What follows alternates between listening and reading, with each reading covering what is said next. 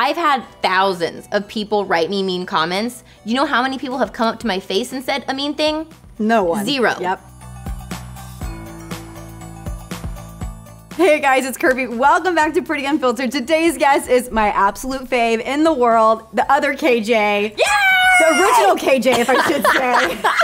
Kandee Johnson. Hi! You are the OG. You've been in this industry for so long now. Not only do you have positive comments and like legions of fans, you also deal with a lot of trolls. Like people can get negative, right? Oh yeah. You deal with it. So I want to kind of dive into that because you handle it so well, and I think that your advice actually might help people that are getting bullied, whether it's in real life or online. It's just like an epidemic. I think the internet is just like giving more of a voice for you to see it everywhere nowadays. Exactly. Tell me about getting framed for stealing a car. Oh my gosh. I mean, people are crazy. So, I mean, I didn't realize the level of people that have just outlooks that are kind of terrible until I started doing things on the internet. And so like Kandee, that's so sad. It is so sad. And what's crazy is like when I started doing YouTube like a billion years ago, there was not a lot of people doing YouTube. And so the hate was really concentrated on a few of us. And there was like, I hate like Kandee Johnson websites. And then the one time this particular girl, which like I lost my dad like some years ago, and she chose, while she knew, kick you while you're down, while I'm already dealing with terrible things, she goes and like runs one of those red lights with like the, you know, the lights at the camera.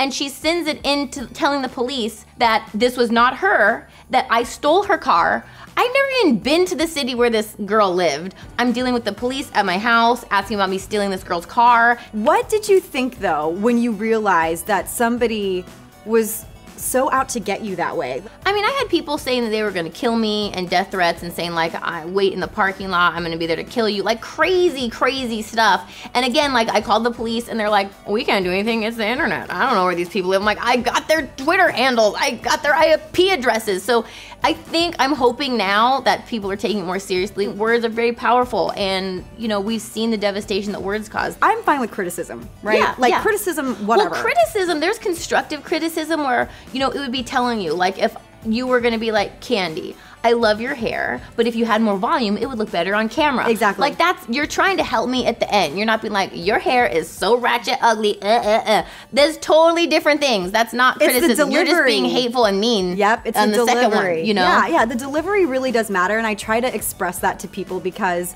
you know, I am nowhere on the level of Kandee, okay? Like, I can't even imagine what she deals with, but let me just say, like, this week, I'm glad you're on the show because I had like a full-on, like, I cried yesterday Kirbie, at work. Why? I know. Who's hurting you, Kirbie? I know. Who's saying things? At first, I was like, kind of ashamed to admit this because I was like, why am I crying over this? But I think when you see something over and over about yourself, like, oh my God, this girl is so ugly. I can't believe she's on the internet. Like she has pores, she has wrinkles. I'm like, I'm just a human being. Like everybody else that has those without their millions of filters. Exactly. Yeah. Even on Facebook, they're just like, oh, if you don't like it, block it. Right. And I'm like, as women, we're taught, grow up. Stand up for yourself in the boardroom, whether it's against somebody you're dating, like be strong. But then online, we're kind of expected to be like, oh, don't read the comments and don't give in to the trolls. And if you see that, just don't let it hurt your feelings. Yeah. When it does, because you'll be in the shower and you're like, maybe I am the ugliest person in the world. You know? Yes. You know what's funny is I've had thousands of people write me mean comments. You know how many people have come up to my face and said a mean thing? No one. 0. Yep. 0 of these people have come up to my face. So how do you handle this stuff? Because I would love your perspective on this. Well, it is hard because you're a human being, and so it hurts. And I remember one time I was looking on Instagram, and this girl just went off like a whole paragraph. She was like, you ratchet face, no talent, can't believe you're on the internet, think you can teach people, have no skill, you're so ugly, your voice makes me want to kill myself. And then I just wrote back, I'm like, this is so sad to see such a beautiful girl writing such ugly words, you know? That's all I wrote. And then it unleashed so much emotion behind it. You know, she was like, oh my gosh, I'm so sorry. I didn't know you were actually gonna read your comments. I've had a really terrible day. I don't know why I let all this out on you. And in like the exchange, by the end of the time, she was like, I love you so much. Nobody's ever made me feel so loved as you had all these things. I'm like, you were about to make me cry for days and develop something, a disorder in my own mind about myself. And I realized, as cliche as it sounds, hurt people. It's always the people that are angry, they're hurting, they're insecure, they've been teased, bullied, and this is their way of feeling better. I kind of flip the perspective now when I see those comments, and I'm like, oh, I really feel bad for this person because things must be so terrible in their life, their circumstances, their emotions, that this is the kind of things they say to people. Yeah. I think we all kind of go to these moments where we're like a little judgy, like, oh, why did she wear her hair like this or whatever. Right. But I would never say that to anybody on the internet, let alone in real life. Like, did your grandma ever teach you that, like, if you don't have anything nice to say, don't say it at all? I think maybe grandmas aren't telling that or to kids anymore. New age grandmas need to get it together. Yeah. Get it together, grannies. The beauty industry can be so superficial because we are focused on all of this. How do you keep yourself authentic and real when you are one of the biggest, makeup influencers out there? Instagram, like, they just did a study, and it's one of the most depressing social media platforms because people are like, my life isn't perfect. I don't look like her. I don't have abs like her. My hair, skin, waist, boobs, what's the trend now? Big butts, tiny waist, big waist, tiny butts. I don't know what's the thing next.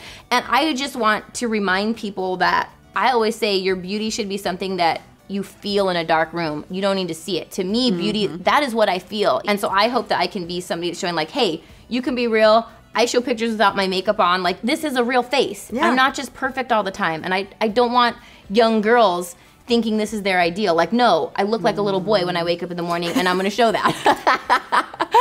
So do I. I wake up and I'm like, where are my lashes? So what are a few things that you think people don't realize about the beauty industry as it relates to maybe YouTubers? It's like middle school. Really? Yeah. It's still that same way. It's like I see lots of different levels of it.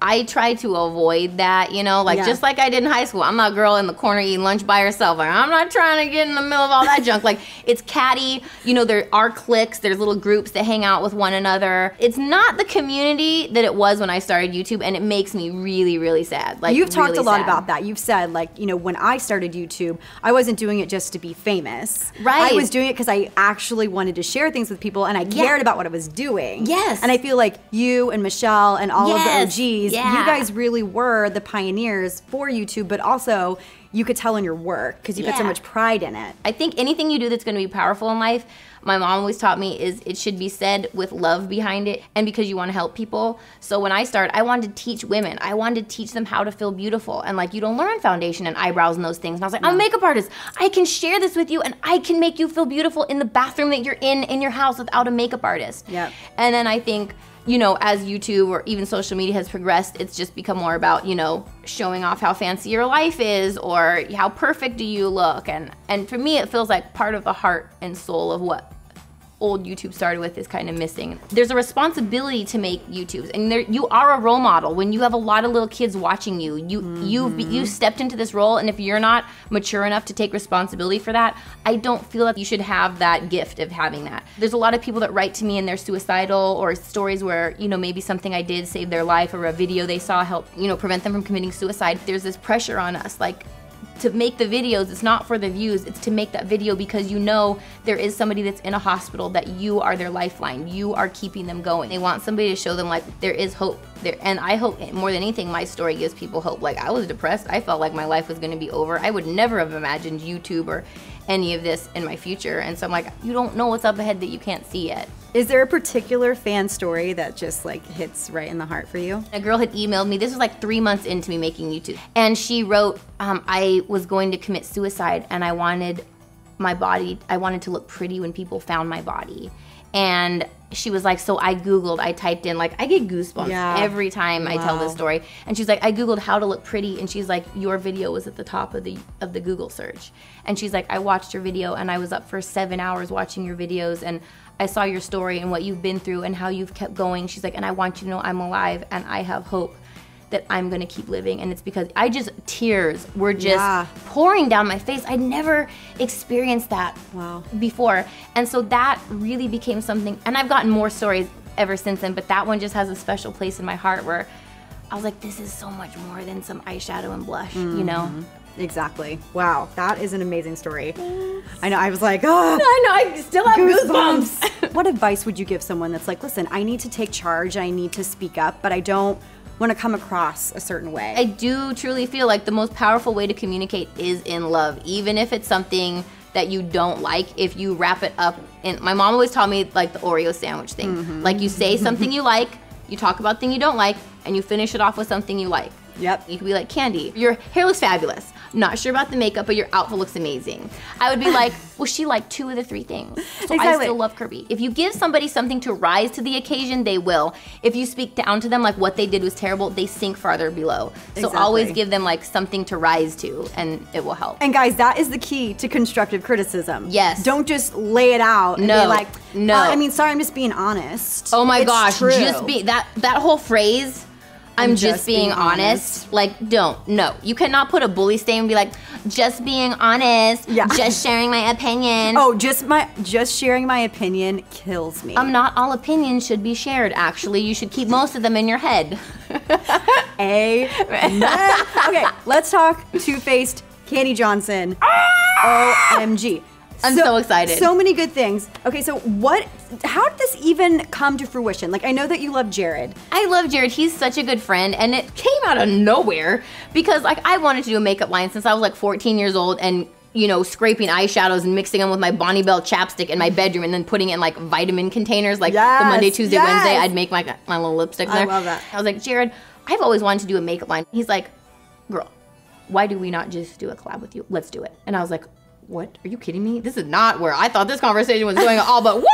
Because I seen it in I was like, yes, I would love to. What are you talking about? And it literally went, he's like, I'm setting up a meeting on Monday, blah, blah. And it just went into gear. Like, Jared just makes things happen. Yeah. It's going to be scented like vanilla. You can name the things. Everything smells like candy. It's in like a chocolate tin. All the names are like candy and edible things. And I was like, this is like a dream come true. It's actually a really perfect collaboration. Okay, so when does this go live? When can the world get it? September 3rd is the big day. That's the due date.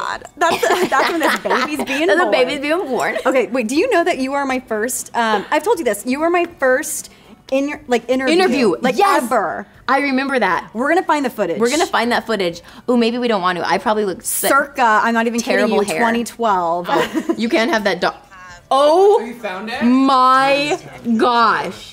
Oh, Kirbie, look at us. I'm a baby. Oh my God, you have brown hair. Is it short? It looks shorter. It is short hair. What the heck? You guys see this?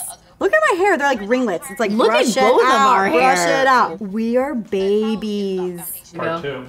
Oh my There's God, 2 parts? there's another one. Oh my God, my brows are tragic. Okay. No. Enough is enough. Enough is enough. All right, guys, let me know your favorite part of this interview in the comment section below. You guys were requesting Kandee, so we finally got her on the show. So who else do you want to see on Pretty Unfiltered? As usual, we're going to link to everything Kandee, but you guys know how to find her anyways. You can find me on Instagram and Twitter at Kandee Johnson. All right, guys, we'll see you next time. Bye.